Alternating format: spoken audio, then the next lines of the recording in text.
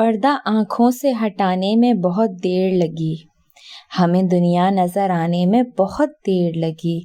نظر آتا ہے جو ویسا نہیں ہوتا کوئی شخص، خود کو یہ بات بتانے میں بہت دیر لگی۔ مؤنس صاحب نے کال کر کے زید کو گھر میں ہونے والے ہنگامے کا بتایا تھا۔ ایک ایک لفظ کو دہراتے ہوئے ان کی آواز میں نمی اور رنجیدگی صاف محسوس کی جا سکتی تھی۔ وہ سودا کے ساتھ کیے گئے مظالم پر از حد غمزدہ تھے۔ ماں کی طرف سے کی جانے والی یہ زیادتی اسے بھی مضطرب کر گئی تھی۔ بہت عجیب بات تھی کہ سگی ماں اس پر الزام تراشی کر رہی تھی اور تایا و تائی کو اس کے کردار پر مکمل بھروسہ تھا۔ ایک بار بھی اس کو صفائی پیش کرنے کی نوبت نہیں آئی تھی۔ وہ اس پر اور سودا پر آنکھ بند کر کے یقین کرتے تھے۔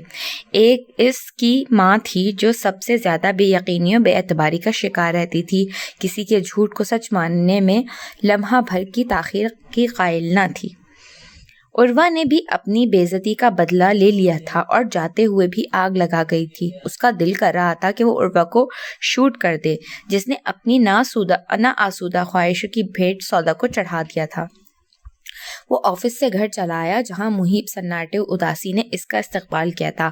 وہ تایا اور تائی کی طرف گیا تو گیلری میں نائٹ بلب روشن تھا، جس کا مقصد تھا وہ محو استراحت ہے، اور ویسے بھی وہ جلدی سونے کے عادی تھے۔ پھر گھر میں ہونے والے اعصاب شکن واقعے نے ان کو بددلی کا شکار کر دیا ہوگا اور وہ میڈیسن کھا کر سو گئے ہوں گے۔ عمرانہ بیگم کا سودا پر ہاتھ اٹھانے کا سن کر اس کو بے حد دکھ ہوا تھا۔ اس دوہرے معیار پر اب اسے ماں سے اختلاف ہونے لگا تھا۔ وہ مائدہ کو غلط بات پر بھی سرزنش کرنے کی قائل نہ تھی، اور ایک طرف وہ رشتے کی پرواہ نہ کرتے ہوئے بیٹی کی طرح ہی لڑکی پر ہاتھ چھوڑ بیٹھی تھیں، اور معاملہ صرف ایک آدھ تھپڑ پر ہی ختم نہیں ہوا تھا۔ عروہ کے لگائے گئے بہتان سودا کی زندگی میں ببول کے کانٹے اگا گئے تھے، اور وہ جانتا تھا ماما سودا کو کسی طور معاف کرنے والی نہ تھی۔ یہی سوچتا ہوا وہ کافی کی طلب میں کچن آ گیا تھا۔ کافی وہ بہترین بنا لیا کرتا تھا۔ وہاں قدم رکھتے ہی اس کو عجیب سا احساس ہوا تھا۔ ہر وقت صاف ستھرا رہنے والا کچن پہلی بار ابتر حالت میں تھا۔ ایل کی صورت میں بنا ہوا بلیک اینڈ وائٹ ٹائلز والا کاؤنٹر اور فرش کچھ ماند پڑے ہوئے تھے۔ سنک میں بغیر دھلے برتن موجود تھے۔ اس کو یہ بہت عجیب لگ رہا تھا۔ سودا کو صفائی کا کریز تھا۔ وہ کچن ہی نہیں، گھر کا کونا کونا بھی چمکا کر رکھا کرتی تھی۔ آج ہی وہ غافل ہوئی تھی اور ہر شے پر دھول پڑ گئی تھی۔ وہ سوچتا ہوا دودھ نکالنے فریج کی طرف بڑھا تھا، مان اس کی نگاہ دور کونے میں گرے ایک ریپر پر پڑی تھی۔ اس نے آگے بڑھ کر ریپر اٹھایا، جس پر چوہے کی تصویر کے ساتھ ہی جلی حرف میں لکھا تھا، چوہے مار دوا۔ ریپر بالکل نیا تھا، جیسے کچھ دیر قبل ہی کھولا گیا ہو۔ ارے زید میاں، بوا اندر داخل ہوتی ہوئی بولی، کچھ کھائیں گے آپ؟ وہ قریب چلی آئیں۔ گھر میں چوہے ہیں بوا؟ کچھ عرصے پہلے تھے، صوفیہ بیٹی دوا لے کر آئی تھی، دوا سے ہی چوہے ختم ہو گئے تھے، دوبارہ پھر نہیں ہوئے۔ ابھی کچن میں کون آیا تھا؟ اس کی چھٹی اس خطرے کا الارم دینے لگی تھی۔ ایک وحشت رگوں پہ میں سرایت کرتی چلی گئی تھی۔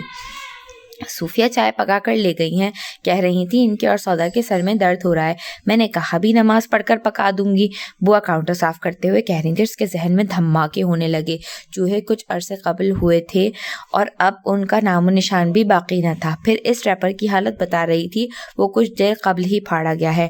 بیٹا کچھ چاہیے تو بتا دیجیے۔ بوا کی آواز بھی نم و افسردہ تھی، وہ شاید روتی رہی تھی سودا سے، انہیں محبت بہت زیادہ تھی۔ شکریہ بوا، وہ کہہ کر گویا ہواؤں کے دوش پر گیلری و برآمدہ عبور کر کے صوفیہ کمرے کے قریب پہنچا تھا۔ وہاں بھی ہر طرف نیم اندھیرا تھا، کمرہ اندر سے لاک تھا۔ اس نے دروازہ نوک کیا، 1 2 3 4 بار، مگر اندر سے کوئی جواب نہ آیا تھا۔ بیڈ پر کروٹیں بدلتے ہوئے بھی نیند آنکھوں سے اوجھل تھی۔ ذہن ریشم کے تاروں کی مانند الجھ کر رہ گیا تھا۔ بابر اور عاکفہ ایک عرصے سے انشرا کی طرف سے اس کا دل صاف کرنے کی سعی میں لگے ہوئے تھے کہ وہ جس طرح کے خیالات اس کے بارے میں قائم کیے ہوئے تھا، ان کو ناگوار گزرتے تھے۔ آج نامعلوم دل کو اس کی آنکھوں میں چھائی اداسی و حزن سے کچھ ایسی انسیت محسوس ہوئی تھی کہ وہ انجانے میں اس کے متعلق سوچنے لگا۔ اس کو لگا ان چراغوں کی مانند روشن آنکھوں میں لو دیتا حزن آمیز دکھ و رنج شناسا ہے۔ اس کے اندر بھی تو ایسی ہی اداسی و حزن کی آگ سلگتی رہتی ہے۔ عاکفہ نے بتایا تھا انشرا کے والدین اس کے بچپن میں فوت ہو گئے تھے۔ اس کی نانی نے اس کی پرورش کی ہے، وہ اپنی نانی کے ساتھ ہی رہتی ہے۔ پیرنٹس کے نہ نہ ہونے کا دکھ ایسا ہوتا ہے، اس درد سے وہ بخوبی واقف تھا۔ وہ آج ایسا ہی کرب وہ اس کی آنکھوں میں دیکھ چکا تھا۔ مشترکہ دکھ ہو یا خوشی باہم روابط پیدا کر دیتا ہے، اور وہ بھی اس کے دکھ سے اچانک ہی واقف ہوا تھا اور غیر ارادی طور پر محسوس کرتا چلا گیا تھا۔ جب دل احساس کی دولت سے مالا مال ہو جائے تو پھر غلط اور صحیح کی تمیز بھی دور ہونے لگتی ہے، زیادتیوں کا خیال بھی آنے لگتا ہے۔ اس کو بھی اپنی ساری غلطیوں اور ناروا سلوک یاد آیا تو دل پر بوجھ بڑھتا چلا گیا تھا۔ سانپ کا ڈسا رسی سے بھی ڈرنے لگتا ہے، اور میرے خیال میں عورت سانپ سے بھی زہریلی اور خطرناک ہوتی ہے۔ میرے پپا کو بیوی کے روپ میں ایک ناگن نے ڈسا، اور اسی ناگن نے ماں کے روپ میں مجھے عورت ذات پر اعتبار کرنے کے قابل نہ چھوڑا۔ کروٹیں بدل بدل کر سکون نہ ملا تو وہ اٹھ کر بیٹھ گیا اور کھڑکی کھول کر باہر آسمان کی طرف دیکھنے لگا، جہاں سیاہ آسمان پر اوائل ماہ کا چاند چمک رہا تھا۔ ہوائیں پرکیف تھیں اور ماحول میں گہرا سناٹا چھایا ہوا تھا۔ اب محسوس ہوا ہر عورت کا مزاج علیحدہ ہوتا ہے، ہر عورت صرف ڈسنا نہیں جانتی، ایسی عورتیں اپنے ہی غم میں گھلتی رہتی ہیں۔ اس کی آنکھوں میں آج بابر کی نکاح کی تقریب کا وہ منظر گھومنے لگا جب بابر کی والدہ نے شگن کے طور پر پہنائے جانے والے کنگن اس کو دیتے ہوئے پہنانے کا کہا تھا، اور اتفاق ہی تھا کہ اس وقت اسے کسی نے پکارا تھا اور وہ معذرت کرتی ہوئی چلی گئی تھی۔ پھر وہ تمام رسوم کی ادائیگی تک وہاں نہیں آئی تھی۔ بابر کے ساتھ ساتھ اس نے بھی یہ بات شدت سے نوٹ کی تھی۔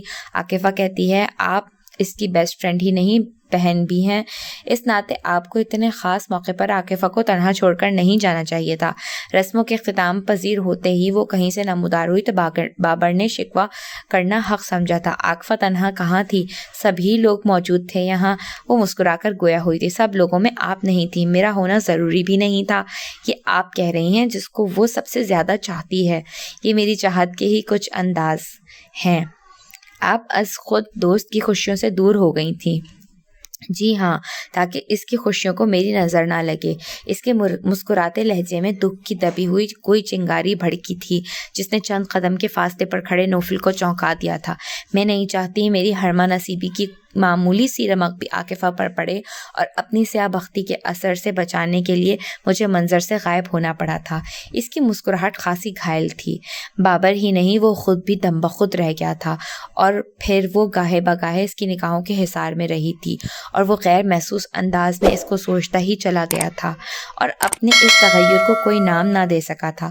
تنہا رات میں اداس چاند کو اس کی نگاہیں تک رہی تھیں، نیند اسی طرح آنکھوں سے اوجھل تھی۔ سمجھ نہیں پا رہا تھا زندگی نے اب یہ کون سا رخ بدلا ہے۔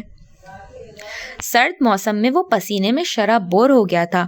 چوہے مار دوا کا تازہ ریپر اس کے ذہن کی اسکرین پر گویا فریز ہو کر رہ گیا تھا۔ وہ جانتا تھا عروہ اور خالہ رضوانہ کی لگائی گئی آگ نے سب کچھ جلا کر راکھ کر دیا ہے، اور اگر صوفیہ پھپھو اور سودا کو کچھ ہو جاتا ہے تو شدید بے چینی و اضطراب نے اس پر حملہ کیا اور دروازے پر دستک زوردار آواز میں دیتا چلا گیا، جس کا خاطر خواہ نتیجہ نکلا تھا زید۔ صوفیہ نے ہکا بکا انداز میں سامنے پریشان انداز میں کھڑے زید کو دیکھ کر کہا، اور وہ کوئی جواب دیے بنا ان کو دونوں بازوؤں سے پکڑ کر نرمی سے ایک طرف کرتا ہوا آگے بڑھتا ہے۔ سودا چائے کا مگ منہ تک لے جانا چاہتی ہی تھی کہ اس کو جارحانہ انداز میں آتے دیکھ کر ساکن رہ گئی۔ زید نے برق رفتاری سے آگے بڑھ کر سودا کے ہاتھ سے مگ لے کر کھڑکی کے باہر پھینکا، اور ساتھ ٹیبل پر رکھا دوسرا مگ بھی کھڑکی سے باہر اچھال کر کھڑکی کا شیشہ برابر کر کے پردہ درست کیا، اور صوفیہ کے بیڈ پر بے دم انداز میں بیٹھ گئیں۔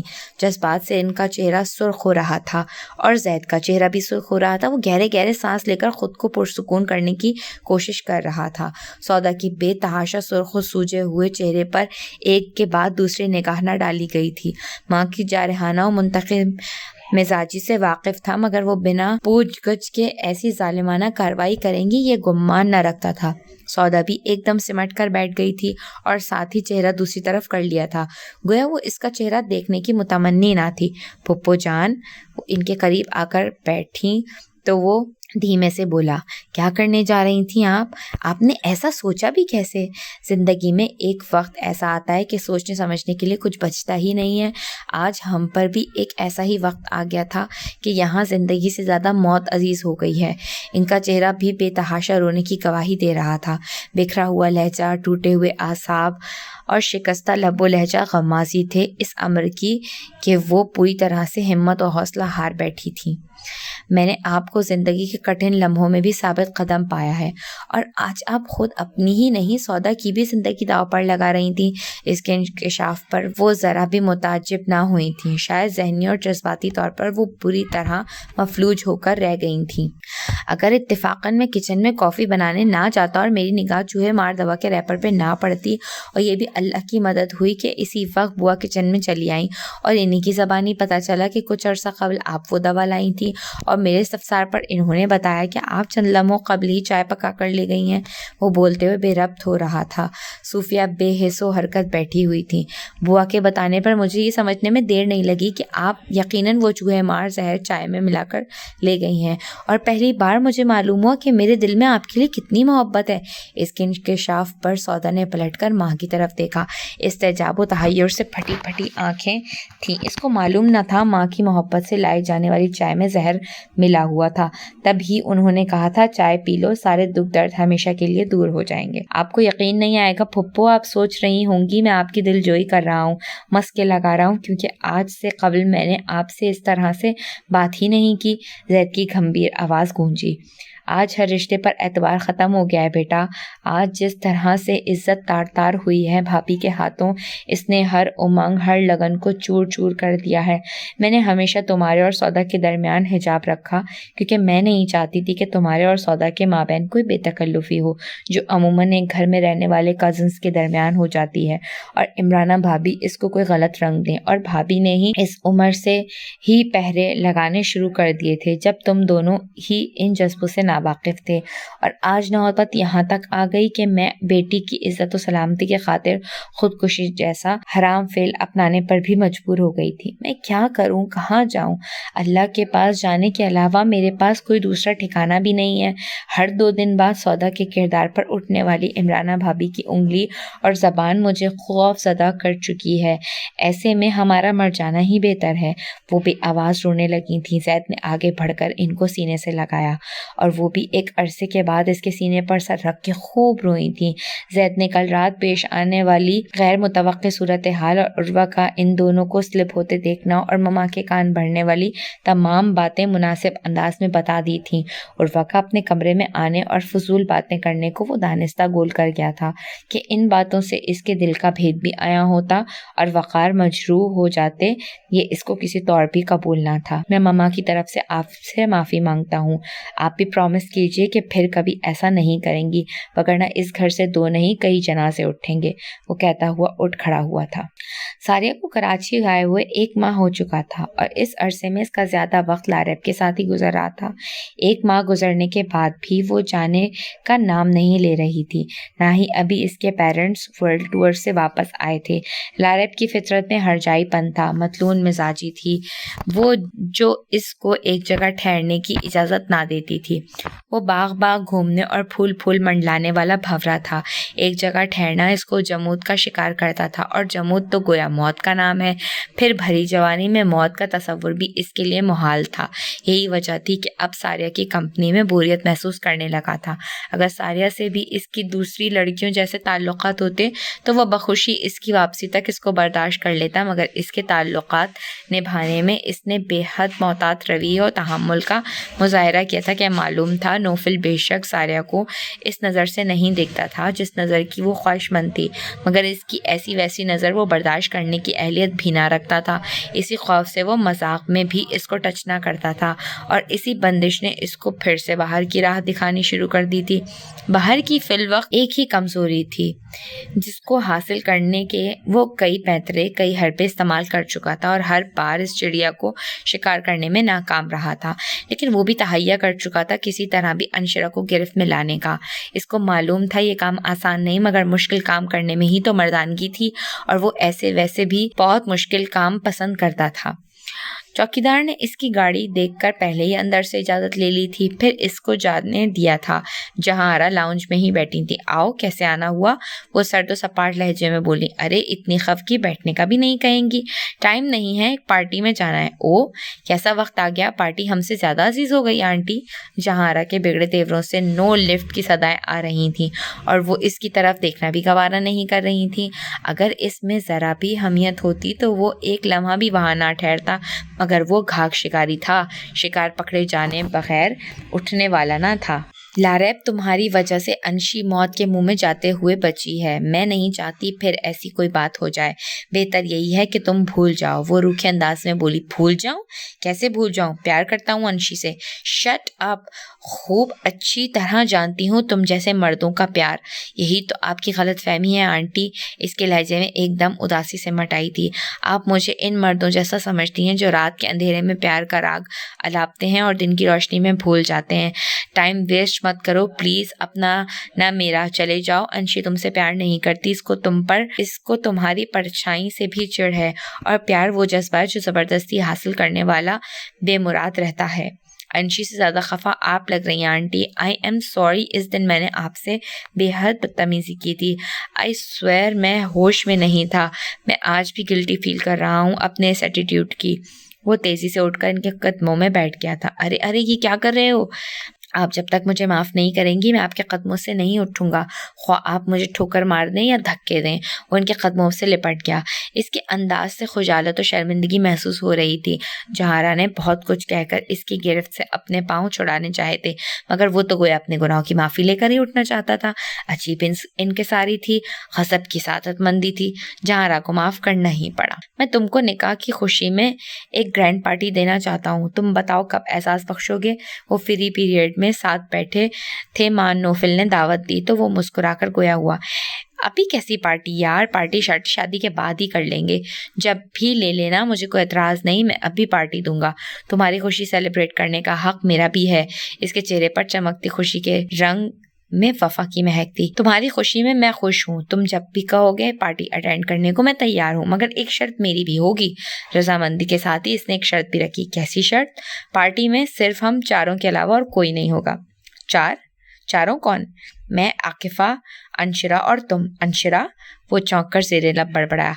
हाँ अंशरा। क्या इसको बुलाना नहीं चाहोगे? आई नो आकिफा इसके बगैर नहीं आएगी। वो इसको कितना चाहती है ये तुम भी जानते हो। क्या वो मेरे बुलाने से आ जाएगी? इसके दिल में छुपा खौफ ज़बान पे आ गया था। बहुत मुश्किल होता है अपनी अना को ज़ेर करना, और वो इस मुश्किल में गिरफ्तार था इन दिनों। मैंने बहुत ज़्यादतियाँ की हैं इसके साथ, अब मुमकिन नहीं है कि वो मेरे खुलूस पर एतबार कर सके। बेख्तियार इसके मुंह से निकला। इसका यूं अपनी ज़्यादतियों का एतराफ़ करना बाबर के लिए खुशगवार हैरत था। वो इसके बदलते जज्बात से बेखबर था। तुमने क्या कहा? तुमको अपनी गलतियों का एहसास हो गया है? यही कहा है ना तुमने? मुझे सुनने में कोई गलती तो नहीं हो रही है ना? यही कहा है मैंने। ममा ने यही तालीम दी है कि अगर अनजाने में किसी के साथ ज़्यादती हो जाए तो एक्सेप्ट करने में देर नहीं करनी चाहिए। बाबर की निगाहों में मायने खेसी देखकर वो संजीदगी से गोया हुआ। ये तुम्हारी आला ज़र्फ़ी है। तुमने देर से ही सही मगर अपनी गलतियों का एतराफ़ किया। गलत को गलत माना, ऐसे ही एहसासात ज़िंदगी को आसान बनाते हैं। वैसे भी तुमने लाइफ में स्ट्रगल की बहुत है जज्बाती रिश्तों के हवाले से। अब तुम्हें कोई अपने हवाले से बेहतरीन फैसला करना होगा। बात क्या हो रही थी और तुम कहाँ ले गए? तुम्हारी इस पॉजिटिव अप्रोच ने मुझे खासा रिलैक्स किया है। फील हो रहा है तुम ज़िंदगी की ज़रूरतों को समझने लगे हो। ज़िंदगी की ज़रूरतों को मैं पहले ही समझता हूँ, तुम नामालूम क्या समझ रहे हो। मैंने पार्टी की बात की है और तुमने बात को कहाँ से कहाँ घुमा डाला। अब तुम फाइनल कब करोगे भाई, कि कब फ्री होगे? इसके गुदास लहजे में यकदम ही संजीदगी दर आई थी और बाबर गहरी सांस लेकर रह गया था। वो ये सोचकर खुश हो रहा था कि शायद पत्थर में जोंक लग गई है, मगर वो पत्थर पत्थर ही रहा। मैं हंसकर झेल लेता हूँ जुदाई की सभी रस्में, गले जब इसके लगता हूँ तो आंखें भीग जाती हैं। न जाने हो गया हूँ इस कदर हसास मैं कब से, किसी से बात करता हूँ तो आंखें भीग जाती हैं। दूसरे दिन भी घर में ऐसी खामोशी छाई हुई थी जैसे तूफान गुजरने के बाद छा जाती है। आज सबने मामूल के खिलाफ अपने अपने कमरों में नाश्ता किया था। किसी में भी हिम्मत ना थी एक दूसरे से निगाह मिलाने की। پر عمرانہ کو اپنے ظلم کا احساس تک نہ تھا۔ وہ بیدار ہوتے ہی رضوانہ کے گھر جانے کی تیاری کرنے لگی تھیں۔ موڈ ان کا بری طرح سے آف تھا۔ وہ گھر کے دوسرے افراد کے علاوہ زید سے بھی بات نہیں کر رہی تھیں۔ زید جو صوفیہ کی جذباتی حرکت کے بارے میں سوچ سوچ کر رات بھر نہ سو سکا تھا، صبح نماز فجر کی ادائیگی کے بعد وہ لان سے گزرا تو صوفیہ کے کمرے کے باہر کھڑکی کے نیچے کا منظر دیکھ کر وہ شاکڈ رہ گیا تھا۔ اس کی رات باہر پھینکے گئے مگ وہاں ٹوٹے ہوئے تھے اور قریب ہی ایک بلی مری پڑی تھی جو یقیناً ان ٹوٹے ہوئے مگے سے بہنے والی چائے پی کر ہلاک ہو گئی تھی۔ کئی لمحوں تک وہ مری ہوئی بلی کو دیکھتا رہا اور ذہن میں کچھ گڈمٹ ہونے لگا تھا۔ بالآخر بوجھل قدموں سے وہاں سے ہٹا اور چوکیدار سے اپنی نگرانی میں وہاں سے صفائی کروائی تھی اور گھر والوں کی بیداری سے قبل ہی وہاں سے تمام نشانات مٹا دیے تھے۔ پہلی بار اس کو اپنی ماں کی خود غرضی و بے حسی بری لگی تھی۔ کل تک وہ اپنی ماں کو بے قصور، مظلوم و دنیا کی ستائی ہوئی عورت سمجھا کرتا تھا جس کے ساتھ اس کے باپ اور پھپھو نے ظلم کیا تھا۔ اس کے بسے بسائے گھر کو اجاڑنے میں بقول مما کے صوفیہ کا بھرپور ہاتھ رہا تھا۔ وہ قدرت کے فیصلے پر اجڑ کر آئی تھیں، مگر اس گھر میں اپنی حاکمیت جمانے کے لیے اس نے دوسری عورت لانے کے لیے بھائی کو مجبور کیا تھا۔ ایسی ہی زہریلی باتیں تھیں جو بچپن سے وہ سنتا آیا تھا اور صوفیہ اس کی نگاہوں سے اوجھل ہوتی چلی گئی تھی۔ لیکن وقت ایک ایسا آئینہ ہے جو دھیرے دھیرے سچائی اور حقیقت پرت در پرت کھول کر رکھ دیتا ہے۔ رفتہ رفتہ وہ بھی لہجوں رویوں کو جج کرنے لگا تھا، کھرا اور کھوٹا پرکھنا سیکھ گیا تھا۔ وقت نے ثابت کر دیا صوفیہ پھوپھو زبان کی کڑوی ہونے کے ساتھ ساتھ دل کی صاف اور بھلی عورت ہے۔ جو بات ان کے دل میں ہوتی ہے وہی زبان پر بھی آتی ہے۔ وہ غصہ ور تھیں مگر منافق نہ تھیں۔ وہ صفائی کروا کر اپنے کمرے میں آ گیا تھا۔ بوا ناشتہ لے کر آئیں تو چائے پینے سے بھی انکار کر دیا تھا کہ دل عجیب کیفیت کا شکار ہو رہا تھا۔ بوا جو اس سے اصرار نہ کر سکیں کہ وہ اس کے غصے سے ہمیشہ ہی خائف رہتی تھیں۔ عمرانہ اور مائدہ کے علاوہ سب نے ہی برائے نام ناشتہ کیا تھا، جبکہ ان دونوں نے خوب ڈٹ کر فراغ دلی سے ناشتہ کیا اور ناشتہ کرنے کے بعد عمرانہ زید کے کمرے میں چلی آئی تھیں۔ میں یہ گھر چھوڑ کر جا رہی ہوں ہمیشہ کے لیے، وہ آتے ہی جارحانہ انداز میں بنا تمہید گویا ہوئی۔ گھر چھوڑ کر جا رہی ہیں؟ لیکن کیوں؟ ان کا چہرہ دیکھ کر سارا غصہ بدگمانی ہوا میں تحلیل ہو گئی تھی۔ تاکہ آپ کو عشق و عاشقی کا کھیل کھل کر کھیلنے کا موقع مل سکے۔ زید، آپ نے بچیا کے سامنے مجھے نگاہ اٹھانے کے قابل بھی نہیں چھوڑا۔ وہ یکلخت دونوں ہاتھوں میں چہرہ چھپا کر رونے لگی۔ میں نے آپ کو کیا سمجھا تھا اور آپ کیا نکلے؟ آپ ہر بار کیوں دوسروں کی لگائی گئی آگ میں جلنے لگتی ہیں مما؟ آپ کو سب پر اعتبار ہے، اگر نہیں ہے تو صرف اپنے بیٹے پر نہیں ہے؟ وہ ان کے قریب بیٹھ کر شکستہ لہجے میں گویا ہوا۔ کس طرح اعتبار کروں؟ جتنا میں تم کو اس ناگن سے دور رکھنے کی صحیح کرتی ہوں تم اتنا ہی اس کے قریب جاتے ہو۔ جو آپ کو عروہ نے بتایا وہ سچ نہیں تھا، میرا پاؤں سلپ ہو گیا تھا اور میں خود کو سنبھال نہیں پایا تھا۔ بالکل اپنے باپ کی طرح پھسلنے کی عادت ہے تمہاری بھی۔ تمہارا باپ بھی گرا تھا اور گندگی میں ڈھیر ہو گیا تھا، اور تم بھی۔ وہ آنسو صاف کر کے غصے سے غرائیں۔ مما پلیز، آپ حقیقت کی اینک سے سچائی کو کیوں نہیں پرکھتی؟ آپ کو عروہ کی باتوں پر یقین ہے اور میری باتوں پر نہیں ہے۔ کس طرح یقین کروں؟ وہ بارش والی رات جب گھر میں سودا اور آپ کے علاوہ کوئی اور نہ تھا، آپ نے اس کے ساتھ ایک روم میں گزاری تھی یا نہیں؟ ان کے عامیانہ انداز پہ اس کے ہونٹ بھیج کر رہ گئے تھے۔ چپ کیوں ہیں؟ جواب دیں۔ اس کے علاوہ بھی میں نے آپ کو اور اس کے ارد گرد منڈلاتے ہوئے دیکھا ہے، اور ابھی کا ہی واقعہ تو بالکل تازہ ہے جو عروہ نے اپنی آنکھوں سے دیکھا۔ Purple and yellow embroidery suit میں سروقامت کھڑی ماں کا قد اس کو بہت چھوٹا دکھائی دیا۔ ڈائی کیے گولڈن بالوں کے درمیان چہرہ سیاہ لگنے لگا تھا۔ وہ کیسی ماں تھی جو اس سے بدگمانی اور بے اعتباری میں کسی دشمن کا کردار ادا کر رہی تھی؟ وگرنہ ماں وہ ہستی ہوتی ہے جو دنیا بھر کے عیبوں سے داغدار اولاد کو بھی اپنے آنچل میں چھپا لیتی ہے۔ اس کے کردار کی، اس کی بری حرکات کی کسی کو خبر نہیں ہونے دیتی۔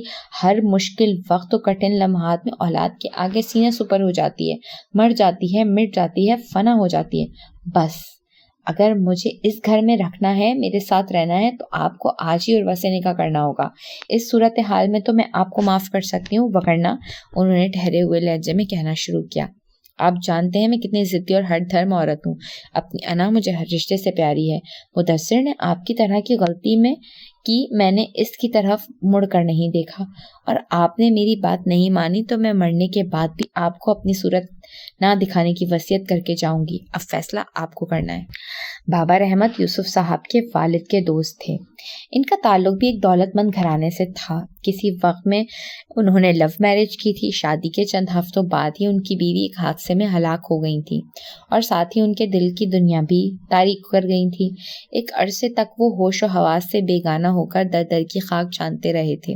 پھر جیسے ہی جدائی کے غم سے لہو رسنا بند ہوا، وہ حواسوں میں لوٹنے لگے، اور گھر والوں نے بہت چاہا کہ وہ پھر سے شادی کر لیں، مگر عشق مزاجی ان کو عشق حقیقی تک لے گیا تھا۔ جب عشق حقیقی سے لو لگ جائے تو پھر دنیا اور دنیا کی محبت بے کیف ہو جاتی ہے۔ ان کو عشق الہی کی ایسی دولت میسر آئی تھی کہ دنیا کی دولت کو ٹھوکر مار کر درویشانہ زندگی گزار رہے تھے۔ ایک طویل عرصے بعد وہ یوسف صاحب سے ملنے آئے تھے، اور یوسف صاحب نے بڑی محبت و عقیدت سے انہیں وہاں چند دن قیام کے لیے روک لیا تھا۔ ان کے پرخلوص اصرار پر وہ مزید انکار نہ کر سکے تھے۔ رات کھانے کے بعد قہوے کا دور چلا تھا، اور یوسف صاحب پھر ان کو لے کر اس کمرے میں آ گئے تھے جو کبھی ان کے والد مرحوم آصف صاحب کے زیر استعمال ہوا کرتا تھا۔ ارے یہ کیا کر رہے ہو بیٹا؟ یوسف نے ان کے قریب آ کر پاؤں دابنے شروع کیے تو وہ اٹھ کر بیٹھتے ہوئے شفقت سے گویا ہوئے تھے۔ بابا جان کی ایسی خدمت کرنے کا موقع مجھے کبھی ملا ہی نہیں کہ ان دنوں وزارت کے عہدے کے باعث اپنوں میں ٹھہرنے کا وقت ہی نہیں ہوتا تھا۔ اب سعادت حاصل کرنے کا قیمتی وقت مجھ سے نہ چھینے، وہ حلاوت آمیز لہجے میں گویا ہوئے۔ آصف کو اللہ نے عمر ہی اتنی عطا کی تھی۔ یہ زندگی کی ٹرین کے جیسی ہے، اسٹیشن آ جاتے ہیں، لوگ اپنے اعمالوں کی گٹھیاں اٹھا اٹھا کر اترتے ہیں۔ ہمارا اسٹیشن بھی جلد آنے کو ہے۔ ان کا جسم کانپ اٹھا اور آنکھوں میں نمی در آئی تھی۔ بابا جان آپ موت سے خوف زدہ ہو رہے ہیں؟ یوسف صاحب کو دھچکا لگا تھا۔ ان کی عبادت و ریاضت سے وہ بخوبی واقف تھے۔ پھر موت سے ڈرنا کیا معنی رکھتا تھا؟ موت سے کیسا ڈر بیٹا؟ ڈر تو اپنے اعمالوں سے لگتا ہے۔ سوچتا ہوں سیاہ اعمالوں کی گٹھری کے ساتھ کس طرح اس رب کا سامنا کروں گا۔ اس رب کی رحمتیں، برکتیں، نوازشیں ہم گناہ گاروں پر بے حساب برستی ہیں، اور ہم تو سیاہ کار ہیں جو عبادت بھی گن گن کر کرتے ہیں۔ کہتے ہوئے بے اختیار رونے لگے۔ نامعلوم ان کی یہ نیک صحبت کا اثر تھا، یا ان کا بھی دل کسی ایسے ہی اپنے کو تلاش کر رہا تھا جس کی آنکھیں آنسو بہا سکتے، کسی شرمندگی و ندامت کا احساس نہ ہو سکے۔ دونوں ہی بے خودی کے عالم میں رو رہے تھے۔ بابا جان کی آنکھیں بند تھیں، سفید ریش آنسوؤں سے تر ہونے لگی تھیں۔ وہ دبلے پتلے لمبے قد کے مالک تھے۔ رنگت صاف اور سفید چہرے پر جاہ و جلال کی سرخی نے رعب پیدا کیا ہوا تھا۔ دائیں ہاتھ میں ان کے سبز رنگ کی تسبیح تھی جس کے دانے وقفے وقفے سے گر رہے تھے۔ کمرے میں چھائے سکون میں ان کی دھیمی دھیمی ہچکیاں ارتعاش پیدا کرنے لگی تھیں۔ خاصی دیر بعد قلب کو قرار آیا تو وہ یوسف صاحب کے شانے پر ہاتھ رکھ کر گویا ہوئے۔ ایک عرصے سے بہت بے سکون و مضطرب ہو۔ تمہاری آنکھیں بتا رہی ہیں کہ مدت سے میٹھی نیند کو ترس رہے ہو۔ وہ آنکھیں بند کیے کہہ رہے تھے۔ یوسف صاحب نے ان کا ہاتھ پکڑ کر چوم لیا۔ ازحد عقیدت تھی ان کے اس انداز میں۔ بالکل درست کہہ رہے ہیں بابا جان، آپ سالوں پر محیط ہے میری بے سکون و اضطراب کا سفر۔ جوں جوں عمر بڑھ رہی ہے ویسے ویسے سکون و قرار ختم ہوتا جا رہا ہے۔ سمجھ نہیں آتا ہے دل کو سکون کہاں سے خریدوں۔ دل کی تاریکیوں میں جھانکنے کی کوشش کرو بیٹا، خود کو ٹٹولو۔ کسی کے ساتھ زیادتی تو نہیں کی، کسی کا دل تو نہیں دکھایا، کسی کے قرض چکانے تو نہیں بھول گئے۔ قرض صرف روپیہ کھا کر ہی نہیں ہوتا، اور بھی کئی طرح کے قرض ہوتے ہیں۔ انا کی قید سے نکلے مقابلہ تو کرے، وہ میرا ساتھ نبھانے کا حوصلہ تو کرے۔ کبھی نہ ٹوٹنے والا حصار بن جاؤں، وہ میری ذات میں رہنے کا فیصلہ تو کرے۔ مدثر صاحب کو doctor bypass surgery advise کر چکے تھے، جس کو وہ ایک عرصے سے نظر انداز کرتے آ رہے تھے، اور نتیجتاً ان کی طبیعت دن بدن بگڑتی جا رہی تھی۔ کمزوری اس حد تک بڑھ گئی تھی کہ کئی ہفتے گزر جاتے تھے، سودا اور دیگر گھر والوں سے ملے جانا نہیں ہوتا تھا۔ بس سب سے فون پر بات کر لیا کرتے تھے، مگر سودا سے ملنے کو ان کا دل کرتا تھا۔ سودا سے محبت وہ سب سے بڑھ کر کرتے تھے۔ اس کی سادگی، اخلاص، بے لوث پیار ایک عرصے قبل ان کو گرویدہ کر چکی تھی کہ ان کی سگی اولاد بھی سودا سے زیادہ محبت کے آگے کمزور تھی۔ اس کو ہمیشہ انہوں نے اپنی بہو کے روپ میں دیکھا تھا۔ زید کی اور اس کی جوڑی چاند سورج کی جوڑی لگتی تھی۔ ان کی خواہش پر ہی مونس صاحب نے زید کے آگے سودا کا پروپوزل پیش کیا تھا۔ ان کو موہوم سی امید تھی شاید وہ مان جائے، ان کی دلی خواہش پوری کرنے میں اپنا حق ادا کرے، گھر کی بیٹی بہو بن کر گھر کے آنگن کو ہی مہکائے۔ لیکن جس کا اندیشہ تھا وہی ہوا تھا۔ اس کے انکار نے گویا ان کے کمزور دل کو اور دکھا کے رکھ دیا تھا اور وہ اندر ہی اندر صدمے کا شکار ہو گئے تھے۔ ابھی اس غم کو بھولے بھی نہیں تھے کہ آج مونس صاحب کی کال آئی تھی کہ صوفیہ نے پیارے میاں کا رشتہ نہ صرف قبول کر لیا بلکہ چٹ منگنی پٹ بیاہ کی مصادق وہ سودا کی شادی کا اعلان بھی کر چکی ہیں۔ پہلے صوفیہ کا نہ ماننا، شدت سے پیارے میاں کا رشتہ ٹھکرائے جانا اور اب آنن فانن منگنیوں شادی کی خبر نے ان کو پریشان کر دیا تھا۔ کل سے بخار ہونے کے باعث وہ وہاں جانے کی ہمت خود میں محسوس نہیں کر پا رہے تھے، مگر صوفیہ کی جلد بازی اور رضامندی انہیں کسی انہونی کا پتہ دے رہی تھی۔ صوفیہ کے فیصلے کے پیچھے ضرور کوئی اہم وجہ تھی۔ یہی بات وہ بار بار عروسہ بیگم اور شاہ زیب کے سامنے دہرا رہے تھے۔ پپا، آپ کو کیوں لگتا ہے پھپھو نے کسی کے دباؤ میں آ کر سودا کے پروپوزل کو ایکسپٹ کیا ہے؟ شاہ زیب نے ان کو پریشان دیکھ کر پوچھا۔ میں جانتا ہوں صوفیہ اپنی نند کو بالکل پسند نہیں کرتی، کیونکہ اس میں بہت زیادہ باتیں ایسی ہیں جو ناپسندیدہ اور ناقابل برداشت ہیں۔ سودا اس کی بہو بننے یہ بات مجھے بھی گوارا نہ تھی، اور اب اس کا یوں رشتے کو قبول کرنا اور فوری طور پر شادی کرنے کا ارادہ کرنا مجھے کسی گڑبڑ کا احساس دلا رہا ہے۔ ان کے لہجے میں کچھ ایسی بے چینی تھی کہ ان ماں بیٹے نے ایک دوسرے کی طرف الجھی ہوئی نگاہوں سے دیکھا، جبکہ وہ کہہ رہے، میں صوفیہ کو جانتا ہوں، وہ بہن ہے میری، میں اس کی نیچر سے واقف ہوں۔ ڈاکٹر نے آپ کو معمولی سی ٹینشن بھی لینے سے منع کیا اور آپ ہیں کہ کال آنے کے بعد سے اسٹریس لیے ہوئے ہیں، یہ آپ کی صحت کے لیے ذرا بھی مناسب نہیں ہے۔ عروسہ کے انداز میں تفکر تھا۔ میں نے کتنا چاہا تھا سودا میری بہو بنے، میں نے ہمیشہ تصور کی نگاہ سے سودا کو زید کے ساتھ دیکھا تھا۔ کیا خوب کپل تھا، بے مثال جوڑی تھی۔ بے اختیار آنے والے آنسوؤں کا ریلا ان کی آنکھوں سے بہہ نکلا تھا۔ عروسہ کی آنکھیں بھی بھر آئی تھی۔ شاہ زیب شاکڈ سا بیٹھا باپ کو دیکھتا رہ گیا۔ بہت باوقار اور بھاروب شخصیت تھی ان کی، اور آج ان کو بچوں کی مانند روتے ہوئے دیکھ کر وہ ٹوٹ سا گیا تھا۔ خواب تو پھر خواب ہی ہوتے ہیں۔ میں نے بھی خوابوں پر بھروسہ کیا اور یہ بھول گیا کہ زید ماں کے کنٹرول میں ہے۔ اس کی حیثیت اس ریموٹ کی سی ہے جس کا سارا کنٹرول اس کی ماں کے ہاتھ میں ہے۔ وہ آنسو صاف کرتے ہوئے کہہ رہے تھے۔ شاہ زیب بھرے دل کے ساتھ وہاں سے اٹھا تھا۔ کاروباری مصروفیات کی وجہ سے سودا کے پاس اس کا چکر بھی خاصے عرصے سے نہیں لگا تھا۔ وہ سیدھا پارکنگ شیڈ آیا۔ لمحوں میں اس کی کار ہواؤں سے باتیں کر رہی تھی۔ بابر اور عاکفہ دونوں ہی پارٹی لینے کے حق میں نہیں تھے۔ پھر آج تو بابر کے پیرنٹس بھی انگلینڈ جا رہے تھے۔ ان کے خواہش پر عاکفہ بھی ان کو سی آف کرنے ایئرپورٹ آئی تھی، اور حسب عادت اس نے زبردستی انشرا کو بھی ساتھ گھسیٹا تھا۔ سسرال تمہارا ہے، تم ہی ان فارمیلٹیز کو فالو کرو، مجھے تم کیوں اپنے ساتھ گھسیٹتی ہو ہر جگہ۔ اس نے لاکھ صحیح کی کہ وہ اس کو ساتھ نہ لے جائے، مگر اس کے اور بابر کے درمیان اپنا وجود اس کو انفٹ لگتا تھا۔ پلیز انشی، وہاں بابر کی ساری فیملی ہوگی اور ابھی ان لوگوں کے درمیان مجھے شرم آئے گی، تم ساتھ ہوگی تو خود کو تنہا محسوس نہیں کروں گی۔ وہ ایسی دلیلیں دے کر اسے زبردستی ساتھ لے آئی تھی، مگر بابر کے ساتھ نوفل کو دیکھ کر اس پر سرد مہری سی چھا گئی تھی۔ بابر کے خاندان میں یہ گانگت و محبت کی مثال قائم تھی۔ ایئرپورٹ پر اس کے چچا تایا اور پھپھوؤں کی فیملیز موجود تھیں۔ نیا رشتہ، نیا تعلق، اور اس حوالے سے سب اس کو چھیڑ رہے تھے۔ ہنسی و کہے تھے، خوشگوار باتیں ہو رہی تھیں۔ عاکفہ کی ساس محبت سے اس کا ہاتھ تھامے سب سے اس کا تعارف کروا رہی تھی۔ بابر بھی ساتھ ہی تھا۔ خوشی ان دونوں کے چہروں سے عیاں تھی۔ انشرا بہت خاموشی سے ان کے درمیان سے نکل کر ٹیرس پر کھڑی ہو گئی تھی۔ ارد گرد لوگوں کا جم غفیر تھا، کوئی آ رہا تھا، کوئی جا رہا تھا۔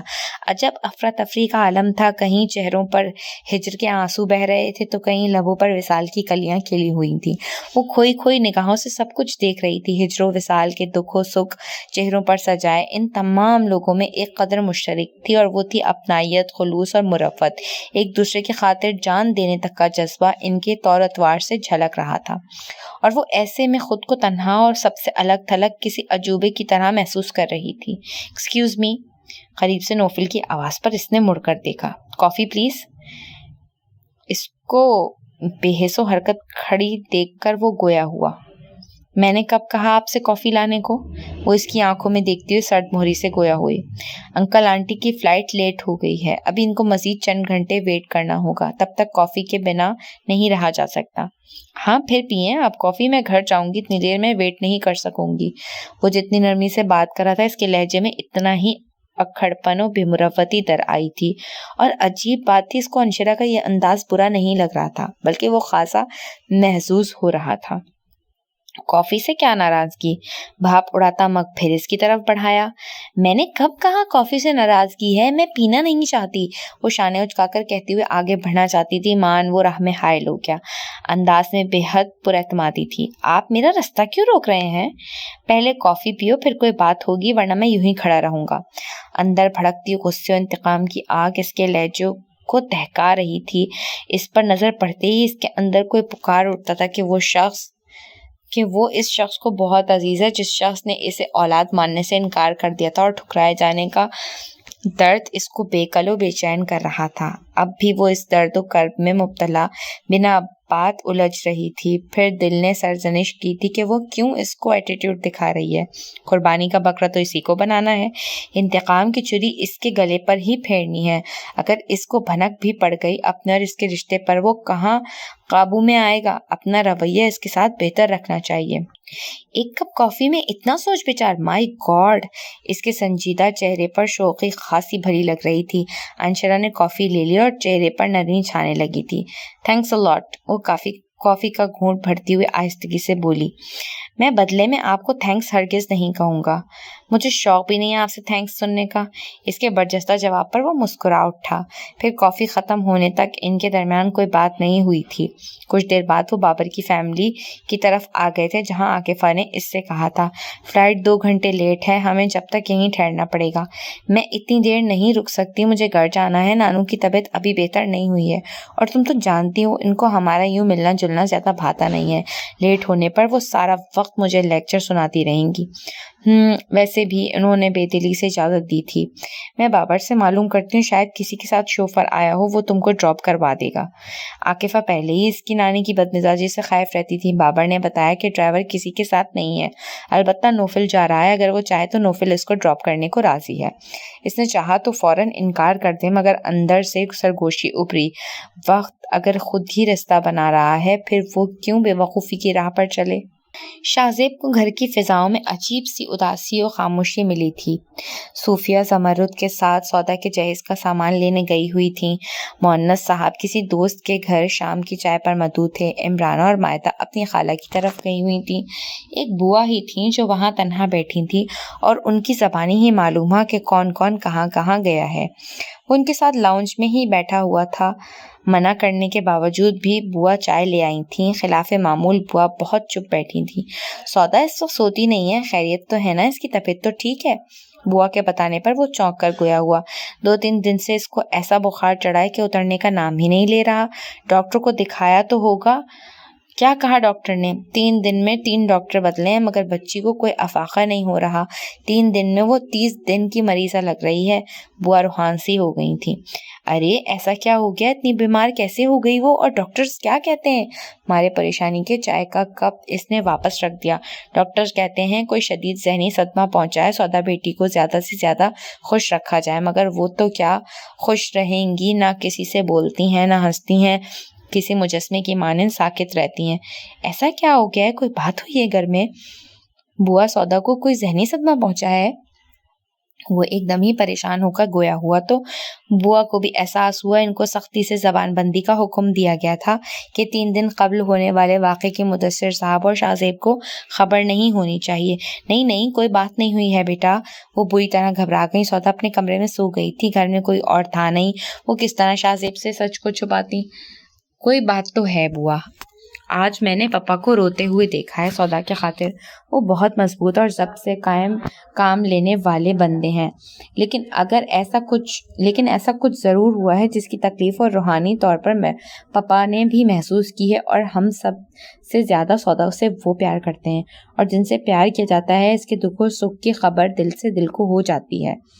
میں سودا کو دیکھ کر آتی ہوں، اٹھی ہیں یا نہیں؟ باہر کار رکنے کی آواز آئی تو بوا تیزی سے کمرے سے نکلی تھی، اور چند لمحوں بعد زید اندر داخل ہوا تھا۔ حسب معمول وہ سلام کرتے ہوئے اس سے گلے لگا تھا۔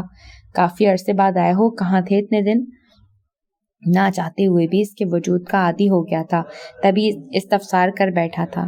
کچھ بزنس ایکٹیویٹیز میں بیزی رہا تھا۔ دونوں ساتھ بیٹھے تھے۔ گڈ، اپنے کام سے لگاؤ رکھنے والے لوگ مجھے پسند ہیں۔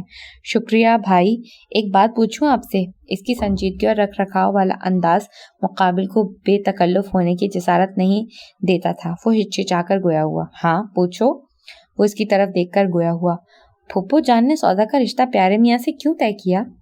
اور نہ صرف طے کیا بلکہ چند دنوں میں شادی کا ارادہ بھی ہے ان کا۔ وہ سودا کی ماں ہے اور اس کے متعلق فیصلہ کرنے کا ان کو مکمل حق حاصل ہے۔ تمہیں کوئی اعتراض ہے اس رشتے پر؟ اس کا لہجہ خواہ مخواہ ہی سخت ہو گیا۔ مجھے نہیں ہے لیکن پاپا کو ہے۔ جانتے ہیں بھائی، آج میں نے پاپا کو روتے ہوئے دیکھا ہے۔ شدت جذبات سے اس کی آواز بھر آ گئی اور وہ بے اختیار رونے لگا تھا۔ کئی لمحوں کو وہ بھی گمسم بیٹھا رہ گیا تھا کہ یہ کیا کہہ رہا تھا شاہ زیب۔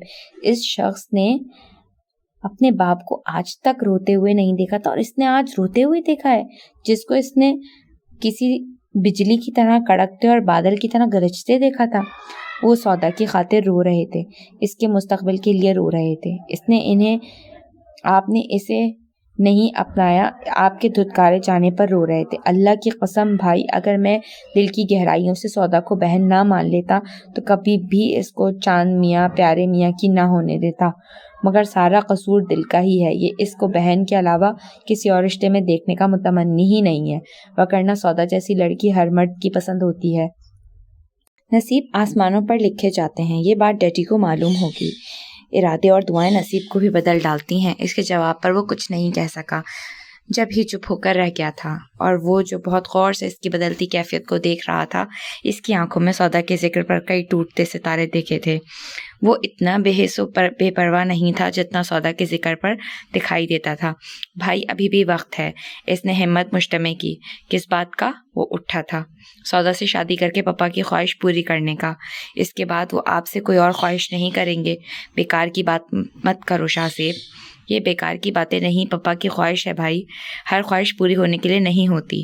آپ ہاں تو کریں، اس کو بھابھی بنا کر لانے کا کام میرا ہے۔ میں ہاں نہیں کر سکتا، مجھے اسے شادی نہیں کرنی، اور پلیز اب تم اس بات کو بھی کبھی نہیں دہراؤ گے۔ وہ آنکھوں میں آنے والی نمی کو چھپاتا ہوا سخت لہجے میں کہہ کر چلا گیا تھا، لیکن وہ نمی اس کی آنکھوں سے مخفی نہ رہ سکی تھی کہ اس راز سے وہ ایک عرصے سے واقف تھا کہ وہ دل ہی دل میں سودا سے محبت کرتا ہے۔ اقرار میں سب سے بڑی رکاوٹ اس کی ماما تھیں، اور وہ ماں کی محبت میں پاگل ہو کر اپنی محبت کو آگ لگا چکا تھا۔ کچھ لوگ صرف قربانیاں دینے کے لیے پیدا ہوتے ہیں اور قربانیاں دیتے ہوئے مر جاتے ہیں۔ وہ بھی ایسے ہی بے لوث لوگوں میں سے ایک تھا۔ اس کو اپنے بھائی پر فخر ہونے کے ساتھ ساتھ طرز بھی آیا تھا، مگر ایسے لوگوں کے لیے کوئی کیا کر سکتا ہے جو خود اپنے لیے کچھ نہ کرنا چاہیں۔ وہ گہری سانس لے کر سودا کے کمرے کی طرف چلا گیا تھا۔ سودا کو دیکھ کر اس کو شوق لگا تھا۔ وہ دواؤں کے زیر اثر بے خبر سو رہی تھی۔ گلابی کمبل گردن تک ڈھکا ہوا تھا۔ اس کا چہرہ بے تحاشا زرد ہو رہا تھا، آنکھوں کے نیچے حلقے نمایاں تھے۔ بوا یہ کیا ہو گیا ہے سودا کو؟ وہ ان کے ساتھ باہر نکلتا ہوا بولا۔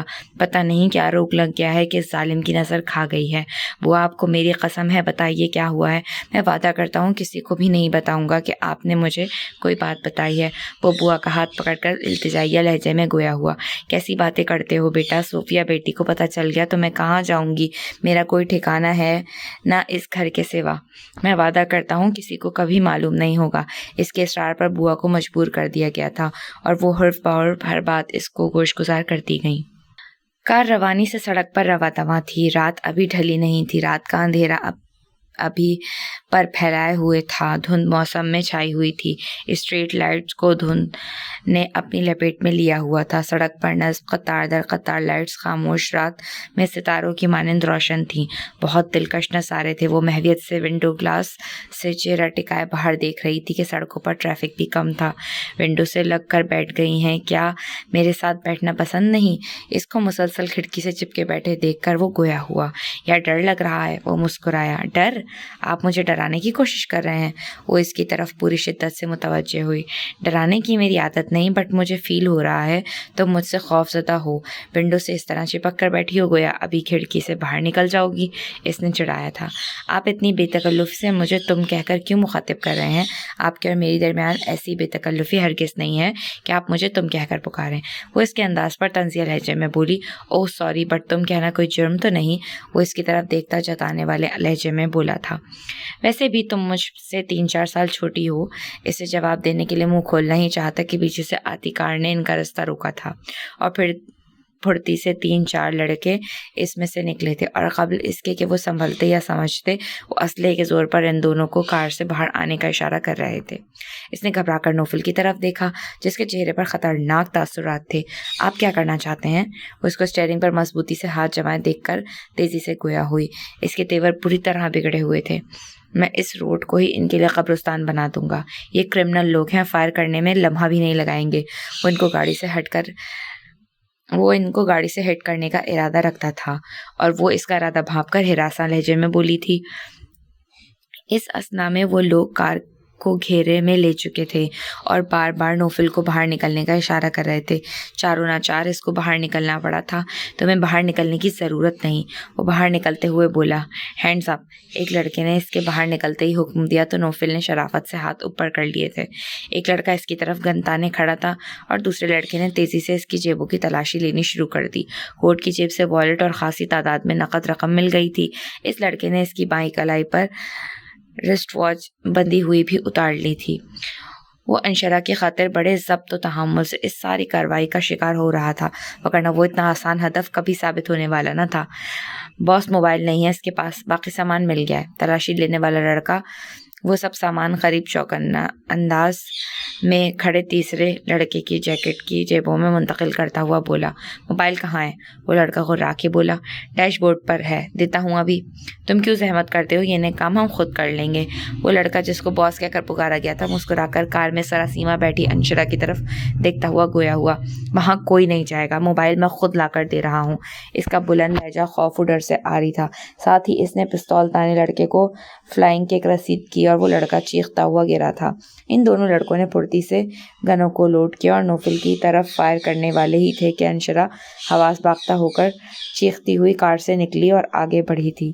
اس لڑکے نے اس کی کن پٹی پر پستول رکھ دی تھی۔ بہت سے لوگوں کو دنیا میں سب کچھ مل جاتا ہے، من چاہی مراد، دل میں بسی خواہشیں، من میں کھلتی آرزویں، سب مل جاتی ہیں۔ نامعلوم ایسے لوگ کس قلم سے نصیب لکھوا کر لاتے ہیں، جو چاہتے ہیں وہ پاتے ہیں۔ کچھ لوگ مجھ جیسے بد نصیب بھی ہوتے ہیں، میں پیدائشی بدقسمت جن کے مقدر میں کچھ بھی نہیں ہوتا، حتیٰ کہ باپ کی شفقت سے بھی محروم رہتے ہیں۔ دوسروں کے رحم و کرم پر زندگی گزاری جاتی ہے۔ سودا اللہ اللہ کر کے تمہارا بخار اترا ہے، طبیعت کچھ بہتر ہوئی ہے اور تم پھر سوچوں میں گم ہونے لگی۔ ڈاکٹر نے سختی سے کہا ہے کہ تم کو سٹریس سے دور رکھا جائے۔ صوفیہ نے اس کو سوچوں میں گم دیکھ کر نرمی سے سمجھایا۔ ممی، جو میرے ساتھ ہوا اور جو میرے ساتھ ہوتا آ رہا ہے وہ کس طرح سے برداشت کیا ہے میں نے، وہ میں ہی جانتی ہوں۔ میں جانتی ہوں بیٹا، مگر ان باتوں پر کڑھنے کا کیا فائدہ جن کا کوئی حاصل نہ ہو۔ ان سوچوں اور ظالمانہ سلوک سے محفوظ رکھنے کے لیے ہی تو میں نے تمہاری شادی کا فیصلہ کیا ہے۔ تمہاری شادی کے بعد میں بھی یہاں نہیں رہوں گی، مدثر بھائی اور عروسہ بھابھی کے پاس چلی جاؤں گی۔ ابھی بھی صرف مونس بھائی اور زمرد بھابھی کے خیال سے یہاں رہ رہی ہوں، ورنہ حقیقت یہ ہے کہ میرا دل یہاں سے اچاٹ ہو گیا ہے۔ وہ اس کے قریب بیٹھی کہہ رہی تھیں۔ اس کی بیماری نے ان کو اس کے بہت قریب کر دیا تھا۔ وہ اس سے ہر دکھ سکھ شیئر کیا کرتی تھیں۔ عمرانہ بھابھی نے جس طرح تم کو مارا ہے وہ وقت میں کبھی بھول ہی نہیں سکتی۔ کوئی پالتو جانوروں کو بھی ایسی بے دردی اور سنگدلی سے نہیں مارا کرتا۔ بھول جائیں ممی، جو ہوا سو ہوا، آپ کیوں دل برا کرتی ہیں؟ عمرانہ مومانی نے اس کے جسم کو ہی نہیں دل کو بھی گھائل کر ڈالا تھا۔ ایک عرصے سے عمرانہ مومانی اس کو زید کے ساتھ رسوا کرتی آئی تھیں اور وہ ان کی عادات سمجھ کر صبر کرتی چلی آئی تھی، مگر اب تو انتہا سے بھی آگے بات بڑھ گئی تھی۔ مومانی کے ساتھ ان کی بہن اور بھانجی نے بھی اس پر واہیات الزام لگائے تھے۔ بد چلن، آوارہ، بد کردار اور بھی کچھ ایسے ہی القابات تھے جس پر لگائے گئے تھے۔ زید کو اس کے لیے ایک ایسی خوفناک بلا بنا دیا گیا تھا جس سے وہ چھوٹی عمر سے ڈرتی آئی تھی، اور عمر کے ساتھ ساتھ وہ خوف بھی بڑھتا ہی گیا تھا۔ اور وہ اس کی موجودگی میں خوفزدہ ہی رہتی تھی۔ پیار و محبت کرنے کا سوال ہی پیدا نہیں ہوتا تھا۔ ٹھیک کہتی ہو تم، جو ہوا سو ہوا، اس پر مٹی ڈالو، مگر میرا فیصلہ اٹل ہے۔ تمہاری شادی کے بعد میں مدثر بھائی کے گھر ہی رہوں گی۔ وہ اس کو سوچوں میں ڈوبا دیکھ کر گہری سانس لے کر گویا ہوئی تھی۔ اچھی آپا 2-3 دفعہ آ گئی ہیں، تم بخار میں دواؤں کے زیر اثر سو رہی تھی، اب کل آنے کا کہہ رہی ہیں۔ تم ذرا تیار ہو کر جانا، پیارے میاں بھی ساتھ ہوں گے۔ کسی ناگواری کا اظہار مت کرنا۔ نہ چاہتے ہوئے بھی میں حامی بھر چکی ہوں، پھر وہ خود تمہارے طلبگار ہیں، اور جو مرد محبت کرتے ہیں وہ مرتے دم تک محبت کرتے ہیں۔ آپ نے انہیں میرے بارے میں بتا دیا تھا ممی؟ تمہارے بارے میں کیا بتاؤں گی، وہ سب جانتے ہیں۔ یہ بھی جانتے ہیں کہ میں آوارہ، بد کردار و بد چلن ہوں۔ اس کے سرد و سپاٹ لہجے پر وہ چند لمحے بھوچکا رہ گئی تھی۔ یہ سب آپ کو ضرور بتانا چاہیے، بعد میں پتا چلا تو پھر کیا ہوگا؟ سودا میری بچی، انہوں نے اس کو خود سے لپٹا لیا۔ ایک پاگل اور سرپھری عورت کی احمقانہ باتوں کو کیوں دل سے لگاتی ہو؟ اسی پاگل پن میں وہ مدثر بھائی کو دوسری عورت کے ساتھ گھر بسانے پر مجبور کر چکی ہے۔ تم اس کی باتوں کو دل سے لگا رہی ہو، جو تمہیں بدنام کرتے وقت یہ نہیں سوچ رہی کہ میری بیٹی رسوا ہو رہی ہے تو بیٹا اس کا بھی رسوا ہو رہا ہے۔ وہ اس کے آنسو صاف کرتے ہوئے کہہ رہی تھی، جو عورتیں دوسروں کے بچوں کی طرف انگلیاں اٹھاتی ہیں، ایسی ہی عورتوں کے بچے ان کے چہروں پر رسوائیوں کی کالک مل دیتے ہیں۔ مائدہ نے خود زید کے دوست جنید کو پھانس کر بات پکی کروائی ہے۔ کئی بار میں نے خود فون پر اس کی باتیں سنی ہیں، مگر وہ میرا ہی خون ہے، میرے بھائی کی بیٹی ہے، کس طرح اس کو رسوا کر سکتی ہوں؟ ماں کی اعلیٰ ظرفی پر ان کی محبت اس کے دل میں اور بڑھ گئی تھی۔ پھر وہ جھوٹ بھی نہیں کہہ رہی تھی کہ وہ یہ سب جانتی تھی۔ بھابھی کی خواہش ہے کہ کسی طرح بھی عروہ کو بہو بنا کر لے آئے، اور زید نہیں مان رہا۔ وہ شاید کسی اور لڑکی سے شادی کرنا چاہتا ہے۔ یہ آپ کو کس نے بتایا کہ زید بھائی کسی لڑکی میں انٹرسٹڈ ہیں؟ بہت اجنبی سا محسوس ہوا تھا اس کو زید کا کسی لڑکی کے ساتھ نام آنا۔ اکھڑ، بد مزاج و کم سخن وہ شخص بھلا کسی لڑکی سے محبت کر سکتا ہے؟ کسی کو جان سکتا ہے؟ کسی لڑکی اس کے معیار پر پورا اتر سکتی ہے؟ جب ہی تو وہ ماں کو انکار کر رہا ہے، ورنہ تو وہ ایسا بیٹا ہے جو ماں کے حکم پر اپنی گردن تک کٹوا دیتا ہے۔ کیسی ہوگی وہ لڑکی جو زید بھائی کو پسند ہوگی؟ How amazing! وہ اپنا دکھ بھول کر ایک نئے تجسس میں مبتلا ہو گئی تھی۔ اسمارٹ مت بنو ورنہ یہ لڑکی جان سے جائے گی۔ وہ لڑکا زوردار کک کھا کر اٹھ ہی نہ سکا تھا۔ اس کے ہاتھ سے پستول گر گئی تھی، جو جھک کر نوفل نے اٹھا لی تھی، اور وہ ابھی پستول اٹھا کر مڑا ہی تھا کہ اس لڑکے کی آواز آئی تھی، پستول پھینک دو وگرنہ میں اس لڑکی کو شوٹ کر دوں گا۔ اس لڑکے نے چیخ کر کہا تھا۔ تو نے اس کو ٹچ کرنے کی ہمت کیسے کی؟ نوفل پر گویا جنون سوار ہو گیا تھا۔ اس کی نگاہیں چند لمحے کے لیے انشرا کے چہرے پر اٹھی تھی، جہاں خوف ہی خوف تھا۔ وہ لڑکا سختی سے اس کے سر پر پستول لگائے کھڑا تھا۔ دیکھ آگے نہیں بڑھ، تو لڑکی کو چھوڑ دے، میں اس کو گولی مار دوں گا، پھر تم میں سے کوئی زندہ نہیں جائے گا۔ پستول اس کے ہاتھ میں تھا اور وہ مسلسل آگے بڑھ رہا تھا۔ اس کے چہرے پر، اس کے انداز میں کچھ ایسی وحشت و جنون پھیلا ہوا تھا کہ ان لڑکوں کا رنگ اڑنے لگا تھا۔ انہوں نے تو اسے آسان شکار سمجھ کر گھیرا تھا جو ان کو بھاری پڑنے لگا تھا۔ ایسے لوگ باہر سے بہادر بننے پھرتے ہیں، مگر اندر سے وہ چیونٹی سے بھی زیادہ کمزور اور بزدل ثابت ہوا کرتے ہیں۔ ان کا ایک ساتھی پڑا کراہ رہا تھا، دوسرے نے بھی اس پر حملہ کرنا چاہا تھا، مگر نوفل کے غیظ و غضب نے اس کو 2-3 مکوں میں ہی ڈھیر کر دیا تھا۔ پھر وہ تیسرے کی طرف بڑھتا چلا آیا، جس کی حالت دونوں ساتھیوں کو ڈھیر ہوتے دیکھ کر پتلی ہو گئی تھی۔ بجھتا ہوا چراغ پھڑپڑایا تھا۔ اس کو معلوم تھا تینوں گن خالی ہیں اور خالی پستول سے ہی وہ لوگوں کو لوٹ مار لیا کرتے تھے۔ پہلی بار کسی ایسے شخص سے واسطہ پڑا تھا جس نے ان کو دھول چٹا دی تھی۔ ہاتھ میں پسٹل لیتے ہی نوفل کو بھی اندازہ ہو گیا تھا کہ وہ بلٹ سے خالی ہے۔ چند لمحوں بعد ہی وہ انشرا کے قریب پہنچ گیا تھا، اور اس کو قریب دیکھ کر وہ لڑکا اس قدر بوکھلایا کہ پستول اس نے انشرا کے منہ پر دے مارا۔ چوٹ اچانک اور شدید لگی تھی، مارے درد کے وہ چیخ بھی نہ سکی اور بیٹھتی چلی گئی تھی۔ نوفل نے ایک نگاہ اس کی طرف دیکھا، مگر اس کی طرف آنے کی بجائے وہ اس بھاگتے ہوئے لڑکے کی طرف دوڑا تھا، اور کچھ لمحوں بعد وہ لڑکا اس کی گرفت میں لاتے گھوسے مکے کھا رہا تھا۔ نوفل اس وقت رحم و معافی دینے کا قائل نہ تھا۔ اس کے سامنے اس نے بے قصور لڑکی پر نہ صرف پستول تانا تھا بلکہ زخمی بھی کر دیا تھا۔ وہ لڑکا زیادہ دیر مقابلہ نہ کر سکا، معافیا مانگنے لگا، گڑ گڑانے لگا۔ اس کے دونوں ساتھی بھی اپنے باس کی دگرگوں حالت دیکھ کر ساکت پڑے تھے۔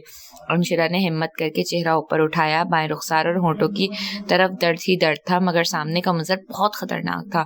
نوفل نے مار مار کر اس لڑکے کا حشر نشر کر دیا تھا، اور ابھی بھی اس کا ارادہ جان چھوڑنے کا نہیں تھا۔ جان سے مار دیں گے کیا, چھوڑ دیں اس کو. وہ قریب جا کر گویا ہوئی. ایسے لوگوں کو جان سے ہی مار دینا چاہیے جو دوسروں کو بلا وجہ نقصان پہنچاتے ہیں, لوٹتے ہیں. وہ جنونی لہجے میں بولا. Please leave it. وہ اس کے شانے پر ہاتھ رکھ کے التجائیہ لہجے میں گویا ہوئی. اس کے نرم و گرم ہاتھوں میں کچھ ایسی تاثیر تھی کہ وہ میکانیکی انداز میں ایک دم رکا تھا. لہو رنگ آنکھیں اس کے سوجے ہوئے نیلے پڑتے رخسار پر جم سی گئی تھیں. اس موقع سے فائدہ اٹھا کر وہ لہو لہان لڑکا انشرا کے قدموں میں گر کر معافیا مانگنے لگا تھا.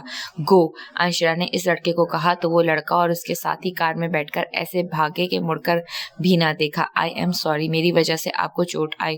وہ کار سٹارٹ کرتا ہوا ندامت بھرے لہجے میں گویا ہوا. آپ کیوں معافی مانگ رہے ہیں؟ میرے ساتھ ایسے حادثات ہوتے ہی رہتے ہیں, عادی ہوں ایسی تکلیفوں کی, ڈونٹ وری.